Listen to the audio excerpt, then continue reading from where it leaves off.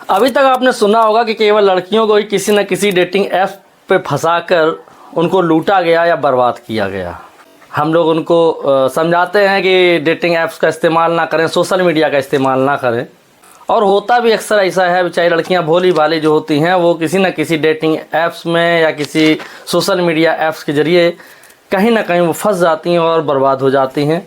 लेकिन ये दुनिया बड़ी रंगीली है, यहाँ रोज़ नए नए कांड होते रहते हैं। कब क्या कांड हो जाए, कुछ इस तरह के भी कांड होते हैं जिनको सुनने के बाद में दुख भी होता है, और कुछ कांड इस तरह के भी होते हैं जिनको सुनने के बाद में एक हंसी भी आती है। ऐसा ही एक कांड ग्रेटर नोएडा जनपद में हुआ है, जहां पर 3 लोग मिलकर एक लड़के को बहाने से बुलाते हैं। बुलाने के बाद में उसका पैसा, उसके पास में जो 7,000 रुपये थे नगद, वो लूट लेते हैं। साथ में ही 80,000 रुपये उससे खाते में ट्रांसफ़र कराते हैं, और घर वालों को उसके समलैंगिक होने की बात बताने की धमकी देकर 20,000 रुपये उससे दूसरे दिन पड़वा लेते हैं अपने अकाउंट में। जब वो ब्लैकमेल करना जारी रखते हैं तो वो लड़का 21 सितंबर को जाकर नोएडा के दादरी थाने में एक FIR दर्ज कराता है कि उसको 3 लोगों ने ब्लैकमेल किया है, उससे इतना रुपया वो ले चुके हैं, और धमकी देकर वो उससे और पैसों की डिमांड कर रहे हैं। पुलिस तुरंत जांच चालू करती है, विवेचना चालू करती है अपनी, और कार्रवाई करते हुए 22 सितंबर को 2 लोगों को गिरफ्तार भी कर लेती है। गिरफ्तार करने के बाद में जब उनसे कड़ाई से पूछताछ की जाती है तो बहुत ही सनसनीखेज गिरोह का पता चलता है, जो कि कई लड़कों को अपने उस जाल में फंसा चुका होता है, उनसे लाखों रुपए ऐंठ चुका होता है। हमारे पास जो ये दिमाग होता है ये कई प्रकार से काम करता है, इसको जो चाहे जिस तरफ मोड़ना चाहे मुड़ जाता है। लेकिन कुछ लोगों के दिमाग में सिर्फ आपराधिक प्रवृत्ति ही होती है, वो अपराध के जरिए ही बड़ा बनना चाहते हैं, अमीर बनना चाहते हैं, और इस तरह तरह के कदम उठाते हैं, तरह तरह की योजनाएं बनाते हैं।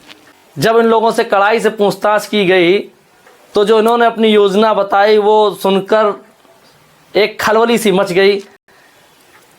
क्या अभी तक लड़कियों को ही डेटिंग ऐप्स में फंसाया जाता था, क्या अब लड़कों की भी बारी है? आरोपियों ने बताया कि वो एक डेटिंग ऐप्स है, ग्राइंडर गे ऐप्स, यानी समलैंगिक लोगों का एक ऐप्स। इस पर वो प्रोफाइल को सर्च करते हैं, देखते हैं कि वो जो शिकार जिसका करने जा रहे हैं वो पैसे वाला है, उसकी प्रोफाइल पिक्चर किस तरह की लगाता है, सभी कुछ एनालिसिस किया जाता है कि आखिर जिस शिकार को फंसाने जा रहे हैं वो शिकार किस तरह का है। चूँकि उनका उद्देश्य तो केवल पैसा ही कमाना होता है, तो ऐसे में मोटे शिकार को तलाश करते हैं। इस तरह वो कई लोगों को भी अपने जाल फंसा चुके हैं। लेकिन यहाँ पर वो पकड़े गए। हुआ यह है कि उन्होंने ग्राइंडर के ऐप्स पर एक आईडी को चुना जो कि बैड बॉय के नाम से थी। उस आईडी की प्रोफाइल को चेक किया। जब उन्होंने देखा कि नहीं ये लड़का सक्षम है उसको उन लोगों को पैसा देने के लिए, तो उन्होंने उसी को टारगेट किया। सबसे पहले एक राहुल के नाम से फर्जी आईडी बनाई गई। फर्जी आईडी बनाने के बाद में बैड बॉय की आईडी से संपर्क किया गया। धीमे धीमे बैड बॉय की आईडी से उन लोगों की बातें होने लगीं। जब बातें होने लगीं तो कुछ इस तरह से मीठी मीठी बातें की गई ताकि सामने वाले को अपने विश्वास में लिया जा सके, और हुआ भी वैसा ही। बैड बॉय आईडी वाला लड़का उनकी मीठी मीठी बातों में आके फंस गया। जब बातों का सिलसिला कई दिनों तक चलता रहा तो फिर एक दिन उस लड़के को सुनसान जगह पर मिलने के लिए बुलाया गया। उसे पिकअप करने के लिए आरोपित विजय उर्फ बिज्जी चिटहरा नहर पुल के पास गया। विजय ने उसको अकेले ही पिकअप किया। पिकअप करने के बाद में वो शाहपुर नहर की तरफ आगे की तरफ बढ़े, जहां पर कुलदीप और अरविंद पहले से ही उसका इंतजार कर रहे थे।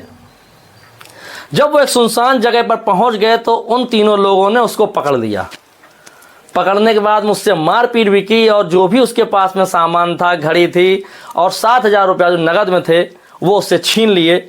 छीनने के बाद में उसके अकाउंट में जो कि 80,000 रुपये थे उससे ट्रांसफ़र कराए। ट्रांसफ़र कराने के बाद में उसको मारा पीटा, मारने के बाद में उसको धमकी दी कि वो है तुम्हारी चैटिंग, तुम्हारी जो फ़ोन कॉल की रिकॉर्डिंग है वो सब कुछ सोशल मीडिया पर वायरल कर देंगे, तुम्हारे परिवार वालों को, तुम्हारे रिश्तेदारों को बता देंगे कि तुम समलैंगिक हो और गे हो, तुम्हारी शादी नहीं होगी, तुम्हारी समाज में छवि धूमिल हो जाएगी। इस तरह से डरा धमका कर वह उससे पैसा वसूलने लगे। मार पीट कर वो लोग वहाँ से चले गए। वो अकेला ही घर तक वापस आया। इसके बाद में उसके पास शाम को फिर फ़ोन आता है कि 20,000 रुपये ट्रांसफ़र करो, वरना तुम्हारी चैट हम सोशल मीडिया पर वायरल कर देंगे। घबराकर वो लड़का 20,000 रुपया भी ट्रांसफ़र कर देता है। लेकिन जब यह सिलसिला आगे भी बढ़ने लगा तो उसने पुलिस को सूचना देना बेहतर समझा और नोएडा के दादरी थाने में जाके FIR दर्ज कराई, जिस पर पुलिस ने एक्शन लिया और 2 लोगों को गिरफ्तार कर लिया। तीसरा अभी फरार है, जिसको पकड़ने के लिए पुलिस की टीम बराबर चारों ओर अपना जाल फैला रही है। अभियुक्तों के पास से रुपए और तमंचे, कारतूस सब बरामद हुए हैं। जो गे समलैंगिक लड़का था उसने अपनी पहचान उजागर न करने के लिए कहा तो पुलिस ने उसकी पहचान को उजागर भी नहीं किया। लेकिन इस घटना से ये पता चलता है कि हमारा सामाजिक स्तर गिरता जा रहा है।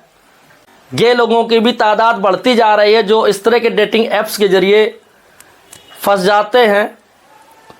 जो ये डेटिंग ऐप्स होते हैं इनको अपनी प्राइवेसी और सिक्योरिटी पर भी ध्यान देना चाहिए कि जो लोग उनके साथ में जुड़ते हैं, जिन पूरी सूचनाएं उस ऐप्स के माध्यम से उन लोगों के पास पहुंच जाती हैं, उसकी सेफ्टी और सिक्योरिटी की भी व्यवस्था उन्हें करनी चाहिए। लेकिन मामला अचंभित करने वाला है कि अभी तक इस तरह के मामले लड़कियों के बारे में ज़्यादा आते थे, लेकिन अब इस तरह के मामले में लड़के भी इन्वॉल्व होने लगे हैं। इस तरह के कई ऐप्स प्ले स्टोर पर मौजूद हैं जिनको लोग खेल खेल में डाउनलोड कर लेते हैं और इस तरह के ऐप्स में वो फंस जाते हैं। इस कहानी का मेरा उद्देश्य किसी को दोषारोपण करना नहीं है। कहानी का उद्देश्य केवल इतना है कि हम लोगों को जागरूक रहना चाहिए, सतर्क रहना चाहिए और सोशल मीडिया का प्रयोग उतना ही करना चाहिए जितना हमारे लिए ज़रूरी हो, ना कि अनावश्यक ऐप्स को हम डाउनलोड कर लें और उनसे मिलने वाली कठिनाइयों का सामना करें। हम भी जागरूक रहें और लोगों को भी जागरूक करें। कहानी अच्छी लगी हो, जानकारी अच्छी लगी हो तो चैनल को लाइक से सब्सक्राइब जरूर करें। अगर फेसबुक पे हैं तो चैनल को फॉलो ज़रूर करें। ऐसी ही अन्य कहानियों के साथ मैं फिर दोबारा आऊँगा। तब तक के लिए जय हिंद, जय भारत।